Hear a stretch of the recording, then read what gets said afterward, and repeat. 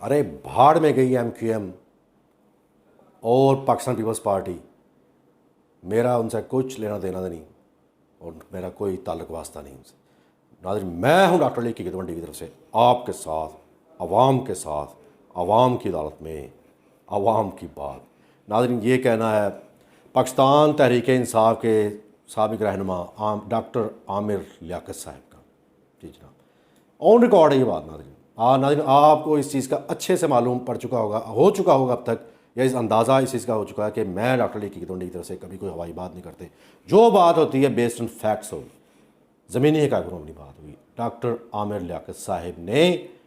पाकिस्तान तहरीक इंसाफ से को इस्तीफ़ा दे दिया और उन्होंने सीधा सीधा कह दिया जी कि ना मैंने MQM ज्वाइन करनी है, ना मैंने पाकिस्तान पीपल्स पार्टी ज्वाइन करनी है, फ़िलहाल मैंने अभी कोई किसी पार्टी को ज्वाइन करना। और अगर प्राइम मिनिस्टर पाकिस्तान इमरान खान साहब भी दोबारा मुझसे रिक्वेस्ट करें तो मैं दोबारा PTI नहीं ज्वाइन करूँगा। जब उनसे बेशुमार मरतबा, बारहा मरतबा पूछने पे सिर्फ उन्होंने यही कहा कि, और नाज़रीन ये एक और बात यहाँ पे मैं आपको बताता चलूँ कि जब उन्होंने अपनी इस बात का इजहार किया तो उन्होंने 2 बंदों के नाम लिए थे कि आने वाले 24 से 48 घंटों में ये 2 बंदे मुस्तफ़ी हो जाएंगे, और वो वाकई हो गए। और उन्होंने खुद अपने इस्तीफ़े पेश करे। पाकिस्तान तरीके से एक बलूचिस्तान इन्होंने बयान दिया था, उसका नाम नहीं बताया था, मगर जाम कमाल साहब का इस्तीफ़ा आ गया, बहुत बड़ी बात है। और इसी तरह एक और बंदे के नाम लिया, उनका इस्तीफ़ा आ गया। और जो एक और मज़ीद इंकशाफ किया, जो कि बात को कहते हैं ना कि जो बात जिसको अल्लाह ताला ने बसीरत दे रखी है वो बात को समझ लेते हैं, जान लेते हैं। वो इस तरह से नाज़रीन कि जब सवाल किया गया आमिर लियाकत साहब से कि भी आपने क्यों छोड़ा पाकिस्तान तहरीक इंसाफ को, वो उन्होंने कहा जी मैं अभी भी इज़्ज़त करता हूँ इमरान खान साहब की भी और पाकिस्तान तहरीक इंसाफ, मगर मैं नहीं छोड़, मैं उनको नहीं, उनसे वैसे प्यार मोहब्बत है और रहेगा, मगर मैं नहीं छोड़ूंगा। यहीं पे मैं डॉक्टर अली की गिदवन की तरह से कुछ पुरानी यादें ताज़ा करने की कोशिश कर, वो उन लोगों को स्पेशली जिन्होंने MQM का यानी कि अल्ताफ़ हुसैन का दौर देखा हुआ है, या अल्ताफ़ हुसैन के साथ कुछ टाइम गुजारा, या अल्ताफ़ हुसैन को बहैसियत शख्सियत एक सियासी शख्सियत होने की हैसियत से, या एक पार्टी की सूरत में जब वो वहाँ पे थे सिंध में, कराची में, तो कुछ थोड़ा सा उनके साथ टाइम जिन लोगों ने गुजारा, ये बात उनको अच्छे से मालूम हुई कि मैं डॉक्टर अली की गिदवन की तरह से अब जो कह रहे हैं बिल्कुल सही बात है। वो ये कि अल्ताफ़ हुसैन साहब जब कहते थे कि मैं बहुत ज़्यादा इज़्ज़त करता हूँ इस शख्स की और मुझे बहुत प्यार है इस शख्स के साथ और मैं इसको नहीं छोड़ूंगा, ये चाहे मुझे छोड़ दे मैं नहीं छोड़ूंगा, हाँ मैं इसकी बेतहाशा दिल से इज़्ज़त करता हूँ और मैं इसको बहुत ज़्यादा मुकाम या मर्तबा देता हूँ। तो नाज़रीन, इन अदर वर्ड्स ये उसका कोड वर्ड होता था। जी जनाब, क्या कि इस बंदे को गायब करवा दो। जिस शख्स से वो मिला अल्ताफ़ हुसैन और उसके साथ एक्स्ट्रा ऑर्डनरी मोहब्बत जितलाई और उसके कंधे पे थपथपाया और साथ में कुछ ऐसे कलमात भी कह दिए, तो ये उन लोगों के लिए इशारा हुआ करता था जो उसके इर्द गिर्द होते थे, जो उसके जो उसके जिसे कहते हैं ना कारिंदे, गार्ड की शक्ल में या उसकी पार्टी के अरकान में, या ऐसे लोग जो ऐसे कारनामे किया करते थे या ऐसे कामों में इन्वॉल्व रहते थे, उनको ये सिग्नल चला जाता था या उनको एक क्लियर मैसेज होता था कि ये बंदा जो अब मुझसे मिलने आया और अब ये मुझसे डिपार्ट हो रहा है, जुदा हो रहा है, और ये मैंने उसको कहा है और इस तरह से कहा है और इस तरह से उसको जुदा किया अपने आप से ये कह के, तो इसका मतलब है कि इसको इस दुनिया से कूच करवा दो। हाँ जी। तो आज नाज़रीन, मुझे जब मैंने ख़ुद बहुत ही गौर फिक्र से बड़ा डीप जाके ये सारी चीज़ों की फ्रांसिक और इंजीनियरिंग की है, तो साथ फिर 2 + 2 4 भी किए, कड़ियों से कड़ियाँ मिलाई, बहैसियत फ्रांसिक डॉक्टर होने के। ये it's part of my nature, it's part of my job, it's part of my duty. ये मेरा एक कह लें कि ये मेरा फ़र्ज़ है, मेरी ड्यूटी है पार्ट। तो जो बात सामने आई है वो यही है कि 2023 में जनरल इलेक्शन नहीं होने जा रहे। वो इस तरह आप आज मेरी ये बात लिख के रख लें कहीं जिसको कहते हैं ना 2+2 4 करना और हर चीज़ को कंक्लूड करना, जो इस वक्त सिचुएशन बन चुकी है, सियासी हालात जो इस वक्त पाकिस्तान में पैदा हो चुके हैं, और प्राइम मिनिस्टर इमरान खान साहब ने जिस मजबूत तरीके से पूरे सिस्टम पे अपनी गिरफ्त जो है और मजबूत कर ली है, यानी कि जिसे कहते हैं ना कि हर चीज़ टोटल कंट्रोल में कर ली, अपने कंट्रोल में। इसका मतलब यही है कि अनकरीब ये सदारती निज़ाम ले आएंगे, और जब सदारती निज़ाम आया इसका मतलब कोई इलेक्शन नहीं है, ये सदारती, ये सदर ही है, फिर परमानेंटली जिसे कहते हैं कि जब तक रह दम में दम हम हैं तेरे संग, तो फिर ये ऐसे ही है निज़ाम। ये बातें नाज़रीन हर बंदे की समझ से, हर बंदा इसको 2+2 4 नहीं कर सकता। ये एक सिर्फ़ और सिर्फ बहस थे फ्रांसिक डॉक्टरों ने कि मैं डॉक्टर ने की मंडी की तरफ से, ये मैंने ही की है, और इसकी मैंने आपको सपोर्टिंग एविडेंस, या यूँ कह लें कि वो जगह जहाँ से ये चीज़ें निकली हैं, या वो स्टेटमेंट्स जहाँ से ये सारी कड़ियाँ मिलती हैं कि उस शख्स ने, आमिर लियाकत ने, तकरीबन 48 घंटे पहले